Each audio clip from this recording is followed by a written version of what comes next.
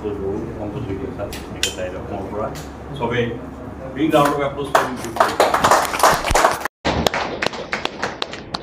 মই জয় জয়তী আপোনালোকৰ পৰা এটা মই ক্ষমা বিচাৰিম। মই যদি অসমীয়াত কওঁ আপোনালোকে বেয়া নাপায়তো। মই মানে বঙালী মই খুব ভাল পাওঁ, খুব ভাল পাওঁ, কিন্তু মই কওঁতে আপোনালোকৰ অসুবিধা হ'ব পাৰে। কিন্তু মই ইয়াতেই ক'ম, মই ভাবোঁ আপোনালোকে নিশ্চয় জানিব, বুজিও পাওঁ সুন্দৰকৈ, জানে ন? গতিকে আপোনালোকে প্ৰথমতে মই ক্ষমা বিচাৰিছোঁ, সকলোৰে পৰা মই ক্ষমা বিচাৰিছোঁ। আজি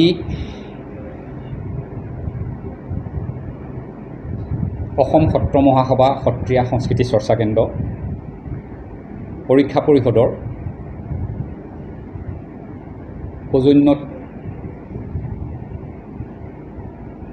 শ্ৰীমন্ত শংকৰদেৱ কনচিয়াছনেছ ছ'চাইটি সৰ্বভাৰতীয় পৰ্যায়ৰ এটা অনুষ্ঠান, তাৰ তত্বাৱধানত অনুষ্ঠিত হ'ব লগাৰ আজিৰ এই উদ্বোধনী অনুষ্ঠানৰ সভাৰ মূৰতিকে শ্ৰদ্ধাৰ পৰিমল দাসদেৱ সভাপতিদেৱ, অসম সত্ৰ মহাসভাৰ কলিকতা শাখাৰ শ্ৰদ্ধাৰ সভাপতি হেমেন ভট্টাচাৰ্যদেৱ আৰু অৰিন্দম আচাৰ্য ডাঙৰীয়া, মোৰ লগত অহা মোৰ সহকৰ্মী বিকাশ শইকীয়া, আৰু বিশেষভাৱে মই তেখেতক মানে সম্বোধনটো কৰিবই লাগিব, সেইজন হ'ল সুজিত চক্ৰৱৰ্তী ডাঙৰীয়া, যিজনে অসমৰ ইমূৰৰ পৰা সিমূৰলৈ ঘূৰিছে আৰু এই অনুষ্ঠানটোক শক্তিশালী ৰূপত প্ৰতিষ্ঠা কৰাৰ কাৰণে আগবাঢ়িছে, সেইজন হ'ল সুজিত চক্ৰৱৰ্তী ডাঙৰীয়া। তেখেতৰ বিষয়ে মই পৰৱৰ্তী পৰ্যায়তো ক'ম। আজি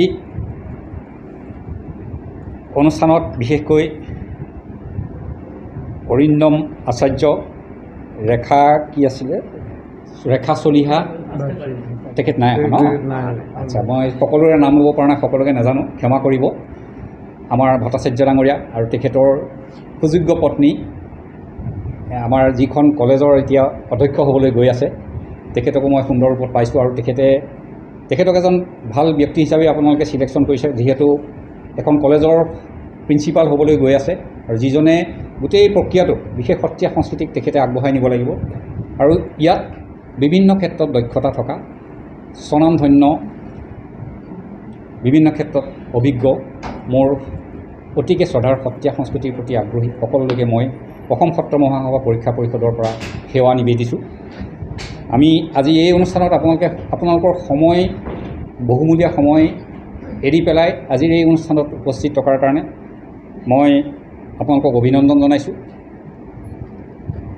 মই প্ৰথমতে এটা কথা কৈ থওঁ যে সত্ৰ মহাসভাৰ মই আধ্যাত্মিক ক্ষেত্ৰখনৰ মই দখল থকা ব্যক্তি নহয়। মোৰ আগতে ইতিমধ্যে সুজিত চক্ৰৱৰ্তীদেৱে যিখিনি কথা কৈ গৈছে সেইখিনি বক্তব্যৰে মোৰ হ'ব বুলি আপোনালোকে প্ৰথমতে ভাবি লওক। গুৰুজনাৰ বিষয়ে যিখিনি কথা কৈছে বহুত ক'ব লাগিব, গুৰুজনাৰ বিষয়ে বহলাই কোৱাৰ ধৃষ্টতা আমাৰ নাই। যাই কি নহওক, আমাৰ অভিজ্ঞতাৰ পৰা, সাংগঠনিক দিশৰ পৰা মই দুটামান কথা ক'ব বিচাৰিছোঁ। 600 বছৰ আগতেই গুৰু দুজনাই আমাক যি সংস্কৃতি দিছিল সকলোৰে কাৰণে দিছিল, আৰু যি সংস্কৃতি সত্ৰীয়া সংস্কৃতি হিচাপে চিনি পাওঁ সেয়া হয়তো ডক্টৰ মহেশ্বৰ নায়কদেৱে 1959 চনতেই 1959তেই তেখেতে সত্ৰীয়া সংস্কৃতি বুলি কৈছিলে, নহয় জানো? মই যদি ভুল কোৱা নাই। গতিকে তাৰ পৰৱৰ্তী পৰ্যায়ত অসম সত্ৰ মহাসভা সত্ৰীয়া সংস্কৃতি চৰ্চা নামে চিনাকি হৈ 1984 চনত আমাৰ পৰীক্ষা পৰিষদ আনুষ্ঠানিক শিক্ষাৰ কাৰণে আগবাঢ়ি আহিলে। 84 চনৰ পৰাই পৰীক্ষা পৰিষদে আজিৰ অৱস্থা পাইছে। মই গৌৰৱেৰে আপোনালোকৰ আগত ক'ব পাৰোঁ, মই হয়তো 19 চনত মই দায়িত্ব লৈছিলোঁ, তাৰ আগতে আমাৰ সত্ৰাধিকাৰসকলে আছিলে। মই সত্ৰাধিকাৰ নহয় বাৰু, সচিবৰ দায়িত্ব লোৱা। মোৰ আগৰ সকলোৰে সত্ৰাধিকাৰ আছিলে, গতিকে তেখেতলোকৰো এটা সীমাবদ্ধতা আছিল সেই আসনখনৰ পৰা যিকোনো ঠাইত যাবলৈ বা এই সাংস্কৃতিক প্ৰচাৰৰ ক্ষেত্ৰখনত আগবাঢ়ি যাবলৈ। কিন্তু আপোনালোকৰ আশীৰ্বাদত মই ভাৰতবৰ্ষৰ বিভিন্ন ঠাইত গৈছিলোঁ, তাৰো কিছু অভিজ্ঞতা মই আপোনালোকক জনাম। আজি এটা কথাই গৌৰৱে ক'ব বিচাৰিছোঁ, আজিৰ তাৰিখত আমাৰ 304 নম্বৰ এই মহাবিদ্যালয় আমাৰ আজিৰ তাৰিখত হৈছে, আৰু আপোনালোকৰ যিখন কলিকতাত হৈছে সেইখন 259 নম্বৰ 259 এইখন স্বীকৃতি পাইছে সত্ৰীয়া সংস্কৃতিৰ মহাবিদ্যালয় হিচাপে। 8/1/2023 এইখনে স্বীকৃতি পাইছিলে। আমি এবছৰ হৈ গ'ল বাৰু। যি নহওক, আমাৰ গতিটো অকণমান মাজতে হয়তো ছবি ৰৈছিলে, কিন্তু এজন ব্যক্তিৰ আকুণ্ঠ প্ৰচেষ্টাত আজি এই ৰূপ পাইছে। মই সকলোলৈকে শুভেচ্ছা আছে, আমাৰ ভট্টাচাৰ্যলৈও শুভেচ্ছা আছে। তেখেতে নিশ্চয় পাৰিব এই অনুষ্ঠানটো আগবঢ়াই নিয়াৰ ক্ষেত্ৰত। আমি ভাৰতবৰ্ষৰ এনেকুৱা কিছুমান ঠাইলৈ গৈছিলোঁ যিবিলাক ঠাইত সত্ৰীয়া সংস্কৃতিয়ে বুলি নহওক, গুৰু সংস্কৃতিয়ে নহওক, সেইখিনি চৰ্চা কৰা নাছিলে। আৰু বিশেষকৈ মই এটা কথা অকপতে স্বীকাৰ কৰিম, এই কলিকতাৰ নিচিনাৰ ঠাইত বিশেষকৈ সংস্কৃতিৰ ক্ষেত্ৰত মই ভাবোঁ ভাৰতবৰ্ষত বহু ওপৰত স্থান আছে। মই সেই স্থানৰ কথা আপোনালোকক নকলোৱেই বাৰু, আৰু আগত প্ৰশংসা কৰা উচিতো নহয়। সেইকাৰণে ইয়াত আজি এই সংস্কৃতিক ল'বৰ কাৰণে, গুৰু সংস্কৃতিক ল'বৰ কাৰণে, চৰ্চা কৰিবৰ কাৰণে, গৱেষণাৰ ক্ষেত্ৰখন সমৃদ্ধ কৰিবৰ কাৰণে আপোনালোক আগবাঢ়ি আহিছে। নিশ্চয় সোনকালেই সফল কাম হ'ব। বিশেষভাৱে দিল্লীৰ গুৰগাঁৱত এজন অসমৰে সুসন্তান অভিজিত মহন্ত, মই তেখেতৰ নাম ল'ব লাগিব। আমি থাকোঁতেই আৰম্ভণিতে মই ৰেজিষ্ট্ৰেশ্যন কৰিছিলোঁ। আজি তেখেতৰ হয়তো 5 বছৰ, আমাৰ এইবাৰ বিশাৰদ পৰীক্ষা দিব। তেওঁ গুৰগাঁও অঞ্চলত এনে কিছু ব্যক্তিক চৰ্চাৰ কাৰণে আগবঢ়াই আনিলে। আদিবাসী হওক, পাঞ্জাবী হওক, বিহাৰী সম্প্ৰদায় হওক, সকলো সম্প্ৰদায়ৰ লোক, হয়তো তেওঁলোক 50ৰ ঊৰ্ধৰো হ'ব পাৰে। গীত নৃত্য বাদ্য তেখেতৰ পৰিয়ালৰ লোকেও আহি চৰ্চা কৰিছে। সি একদম চাবলগীয়া এটা বিষয়। আমি আপ্লুত হৈছিলোঁ। গুৰুজনাক যে এনেদৰে আঁকোৱালি ল'ব বিচাৰিব আমি ভাবিব পৰা নাছিলোঁ। সঁচাকৈ তেখেতকো মই ইয়াতেই চেলুট দিছোঁ। আৰু তেখেত আমাৰ লগত সততেই জড়িত হৈ থাকে। তেখেতে বিভিন্ন অনুষ্ঠান দিল্লীত কৰিছে। তাৰ পৰৱৰ্তী পৰ্যায়তো আমি শংকৰদেৱ ভৱনত কৰিছোঁ, নতুন অনুষ্ঠান এটা জন্ম দিছোঁ। সেইটো এইবাৰ পৰা পৰীক্ষা দিব। যাই কি নহওক, মই বিশেষকৈ সাংগঠনিক দিশটো আপোনালোকক এইকাৰণে ক'ব বিচাৰিছোঁ। আমি অসমৰ চুকে কোণে, বিশেষকৈ অসমৰ বাহিৰতো গৈছোঁ। আজি শিলিগুৰিতো আমি ৰেজিষ্ট্ৰেশ্যন কৰিছিলোঁ। তেওঁৰ নাম কি আছিলে? শিলিগুৰি কি ঘোষ আছিলে? নমিতা ঘোষ কি আছিলে? তেওঁলোক আছিলে আৰু তেখেতৰ মিষ্টাৰো।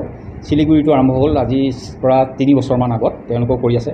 বাংলাদেশতো কৰিছোঁ, নেপালতো কৰিছোঁ, আৰু ইতিমধ্যে লণ্ডন আৰু আমেৰিকাৰ পৰা অনলাইন পৰ্যায়তে তেওঁলোকে পৰীক্ষা দিছে। সকলো আহিব নোৱাৰে, গতিকে এই পৰিসৰটো আগবাঢ়িছে। তাৰ লগে লগে আজি মই আপোনালোকক 3টা বিষয় বিশেষভাৱে অৱগত কৰিব বিচাৰিছোঁ, এটা গৌৰৱেৰে ক'ব বিচাৰিছোঁ। কাৰণ ইয়ালৈ আহোঁতে মই এবছৰ আগতেই আহিছিলোঁ। এই অনুষ্ঠানত আপোনাৰ চক্ৰৱৰ্তী দেৱে লৈ আহিছিলে, আমাক প্ৰধান সম্পাদকৰ লগত আহিছিলোঁ। কিন্তু তেতিয়া এই কামখিনি আমাৰ হৈ উঠা নাছিলে। প্ৰথম কথা হ'ল, আমি অসম চৰকাৰৰ পৰা উচ্চতৰ মাধ্যমিক পৰ্যায়ত এফিলিয়েশ্যন পাইছোঁ, আৰু আমি এখন কলেজ অসম সত্ৰ মহাসভা সাংস্কৃতিক মহাবিদ্যালয় বুলি আৰম্ভ কৰিছোঁ। তাৰ পৰৱৰ্তী পৰ্যায়ত চৰকাৰৰ পৰাও আমি অনুমোদন পাইছোঁ বিমিজ আৰু এমিজ আগবঢ়াবৰ কাৰণে। তেখেতলোকৰ NOC দিছে। আৰু আজিৰ পৰা 4 দিনৰ আগত মই কপিটোও লৈ আহিছোঁ, আপোনালোকে চাব পাৰিব চাগে। এইটো এটা তেওঁলোকৰ 3 বছৰীয়া কোৰ্চ ডিব্ৰুগড় ইউনিভাৰ্চিটিৰ তত্বাৱধানত আমাক হেৰি কৰিব দিছে। এই বছৰৰ পৰাই আমাক আৰম্ভ কৰিব দিছে এখন চিলেবাছ। সিও এটা গৌৰৱৰ বিষয়। আজি কলিকতাত এই কথাটো মই গৌৰৱেৰে ঘোষণা কৰি পেলাই মই নিজে সুখী হৈছোঁ। গতিকে এই এটা বছৰত আমাৰ যিটো ডেভেলপমেণ্ট হৈছে, আৰু হয়তো আপোনালোকৰ আশীৰ্বাদ থাকিলে আমি মাজুলী সাংস্কৃতিক বিশ্ববিদ্যালয়ৰ পৰা চাৰ্টিফিকেট কোৰ্চ আৰু ডিপ্ল'মা কোৰ্চ তেওঁলোকে খুব সোনকালে আমাৰ লগত আগবাঢ়িব। হয়তো এইখন কলেজো তাৰ লগত মাৰ্জ হ'ব পাৰিব যদি সোনকালে স্বীকৃতিটো দিয়ে। মই সেই কথাটো আপোনালোকক কথা দি থ'লোঁ। মই আশা ৰাখিম গুৰুজনাৰ এই অপূৰ্ব সংস্কৃতিক আমি এজন সুনাগৰিক হিচাপে হ'ব পৰাকৈ এয়াই যথেষ্ট বুলি মই ভাবোঁ। কাৰণ আপোনালোকে নিশ্চয় আপোনালোকৰ সন্তানক যদি আপোনালোকে আগবঢ়াই আনে, তেওঁলোকে হয়তো নাজানে, কিন্তু অভিভাৱকসকলৰ এই ক্ষেত্ৰত দায়িত্ব আছে, শিক্ষাগুৰুসকলৰ দায়িত্ব আছে, আৰু বিশেষকৈ এই সাংগঠনিক ক্ষেত্ৰখনত যিসকল জড়িত আছে তেখেতলোকে যদি ভূমিকা লয়, আমি ভাবোঁ আমি সদায় কৈ অহা কথাটো বিশ্বব্যাপী এই সংস্কৃতিক আমি চিনাকি কৰি দিয়াত নিশ্চয় সক্ষম হ'ম। সকলোৰে দিহা পৰামৰ্শ, আশীৰ্বাদ আমি সত্ৰ মহাসভাৰ পৰা মই সচিব হিচাপে কামনা কৰিছোঁ। ইয়াত বিভিন্ন ক্ষেত্ৰত দক্ষতা থকা আমি ব্যক্তিসকলক পাইছোঁ। আমাৰ সভাপতিদেৱৰ বক্তব্যটো মই অনুপ্ৰাণিত হৈছোঁ। আমি বহল পৰিসৰত পিছত আলোচনা কৰিম, কিন্তু আশা ৰাখিম আজিৰ তাৰিখত এই মহাবিদ্যালয়খনে এটা গতি লওক আৰু এই বছৰেই যাতে পৰীক্ষা দিব পাৰে সেই ব্যৱস্থাটো কৰিব। আমি সকলো ক্ষেত্ৰতে আমি সহায় কৰিম। মোৰ কাৰ্যালয়ৰো এজন সহায়ক আছে, বিকাশ শইকীয়া। আপুনি যেতিয়াই বিচাৰে তেতিয়াই পাব। আৰু অলিয়ে গলিয়ে সকলো ঠাইতে আমি ঘূৰিছোঁ, আৰু এনেকুৱা কিছুমান ঠাইত গৈছোঁ যিখিনি ঠাইত মানুহ যাবলৈ ঠাই নাই, কিন্তু তাত গুৰু সংস্কৃতি গ্ৰহণ কৰিবৰ কাৰণে যেনেদৰে আগবাঢ়ি আহে আপুনি অভিভূত হ'ব। আমাক যেনেদৰে আদৰি নিছে আদিবাসী অঞ্চলত, ৰাভা সংস্কৃতি অঞ্চলত, সেই ভূটান এৰিয়াত তেতিয়া আমি 14খন সত্ৰ তাতে প্ৰতিষ্ঠা কৰিছিলে আমাৰ এই বৰঙাজুলি সত্ৰৰ সত্ৰাধিকাৰ হৰে কৃষ্ণ মহন্তদেৱে। তেতিয়া বড়োসকলে তেখেতক গুৰু সংস্কৃতি প্ৰচাৰ কৰোঁতে তেখেতক মদ ঢালি দিছিলে, কিন্তু তেখেত থমকি নৰ'ল। আমি কিন্তু তেখেতক আজি পুৰস্কৃত কৰিছোঁ, আমি তেখেতক সন্মান কৰিছোঁ। যিজন ইতিমধ্যে ঢুকাইছে আপুনি জানে, মই নিজেই গৈছোঁ তেতিয়া, মই বেলেগ এটা সংগঠনৰ পৰা গৈছোঁ, তেখেতক মই স্বচক্ষে পাইছোঁ। তেখেত স্বৰ্গগামী হোৱাৰ ঠিক 2 মাহৰ আগতো তেখেতক পাইছোঁ। তেখেতে গুৰু সংস্কৃতিক বিয়পাই দিবৰ কাৰণে যিমানখিনি কষ্ট কৰিছিলে দেখাসকলেহে বুজি পাব। গতিকে আপুনি নিশ্চয় জানে, আপুনি গৈছে, আপোনাৰো পৰিবাৰ হয়তো অসমৰে হয়, গম পাইছোঁ, মই এতিয়া বুজিব পাৰিছোঁ। যি নহওক, কিছুমান কথা কোৱাত মোৰ অলপ ভাষাৰ হয়তো কিবা হিন্দেৰী হ'ব পাৰে, আপোনালোকে সেইকাৰণে ক্ষমা কৰিব। কিন্তু আপোনালোকৰ লগত সদায় আছোঁ। আজি প্ৰথমতে যিটো ভাৱ সংগীত পৰিৱেশন কৰিলে ন, সুন্দৰ, যিটো গুৰুজনাই খুব সুন্দৰ জীৱনৰ আৰম্ভণিতে, শিক্ষাখণ্ডৰ আৰম্ভণিতে কোনো আকাৰ ইকাৰ নোহোৱাকৈ হেৰি কৰিছিলে, কিন্তু আপোনালোকৰ যেনেদৰে পৰিৱেশন কৰিলে মই খুব নীৰৱে শুনিছোঁ। এটাইকেইজনলৈকে আমি আন্তৰিক কৃতজ্ঞতা জানিছোঁ। কিন্তু পৰৱৰ্তী পৰ্যায়ত হয়তো বৰগীতেই আছিলে নহয় জানো, এইটো বৰগীতৰ ভুল বুজিব নালাগে। মই এটা কথা কৈছোঁ, কাৰণ আপোনালোকে মোক জানি নাজানিলে বুলি কিয় ক'ব নক'লে, কাৰণ মোৰ ইমান ব্যাকৰণিকভাৱে দখলো নাই। কিন্তু আমাৰ সাধাৰণতে ইয়াত বাৰু সেই পৰিৱেশটো নাই, মই আগতে কৈ লৈছোঁ। বৰগীত পৰিৱেশন কৰিলে আমাৰ বহি পৰিৱেশন কৰা হয় আৰু খোলো থাকে। ইয়াত দুৰ্ভাগ্যৰ কথা, মই কথাটো উপলব্ধি কৰিছোঁ, খোলটো নাই, মোক ভট্টাচাৰ্যদেৱে কৈছিলে, তাতো নাই। কিন্তু যিসকলে সংগত কৰিছে, সুন্দৰ সংগত কৰিছে। কাৰণ আমাৰ বিশেষকৈ গুৰুজনাৰ সংস্কৃতিক, বিশেষকৈ বৰগীতৰ ক্ষেত্ৰত আমাৰ 3টা শৈলী আছে বুলি কয়, বৰপেটা, বৰদোৱা, কমলাবাৰী। চাব দেই, মই অসমৰ কথা কৈছোঁ দেই। সেই শৈলীকেইটাই তেখেতসকলৰ গায়ন শৈলী বেলেগ বেলেগ হয়। ইয়াতো তেনেকৈ কলিকতাৰো বেলেগ হ'ব পাৰে, কোনো কথা নাই। কিন্তু আমি পৰিৱেশন কৰোঁতে বিশেষকৈ আপোনালোকে পিছলৈ গুৰুত্ব দিব, কাৰণ ক'বলৈ নাথাকে আনে। মই ইয়াত আপোনালোকক অভিযোগো দিয়া নাই, কাৰণ বৰগীতক কিয় গুৰুজনাই বৰগীত বুলি কোৱা নাছিলে, গুৰুজনাৰ পিছৰ উত্তৰ পুৰুষেহে বৰগীত বুলি তেওঁলোকে ক'বলৈ ল'লে।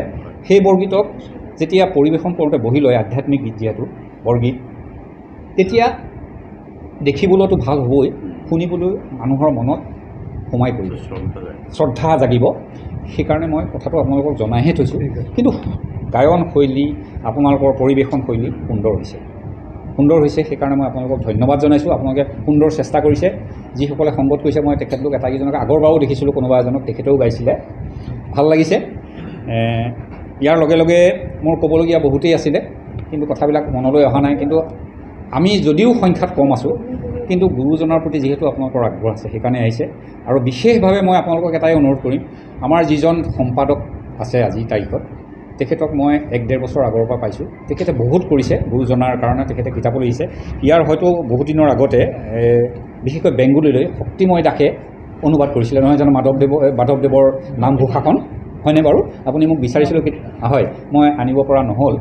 কিন্তু কিমান দিনৰ আগতে তেখেতে কৰি গ'ল, চিন্তা কৰক। আমি অকণমান দেৰিকেই পাইছোঁ বাৰু। গতিকে মই আশা ৰাখিম যাতে অনাগত দিনত এই সকলোবিলাক কাম হৈ উঠিব। আৰু বিশেষভাৱে সুস্বাস্থ্য কামনা কৰিছোঁ মই আমাৰ সম্পাদক অজিত চক্ৰৱৰ্তীদেৱক, তেখেতৰ হৈ এটা হাততালি দিবৰ কাৰণে আমি সত্ৰ মহাসভাৰ অনুৰোধ জনাইছোঁ। আৰু মোৰ বিশেষ ক'বলগীয়া নাই আজিৰ তাৰিখত, কিন্তু আৰু বহল পৰিসৰত পিছলৈ ক'বলৈ চেষ্টা কৰিম। আপোনালোকৰ আগ্ৰহ, আন্তৰিকতা দেখি আমি সঁচাই অভিভূত হৈছোঁ। সদায় থাকিম, যেতিয়াই বিচাৰিব। সকলোলৈকে মই কৃতজ্ঞতা জনাই মোৰ চমু বক্তব্য সামৰণি মাৰিলোঁ। ধন্যবাদ।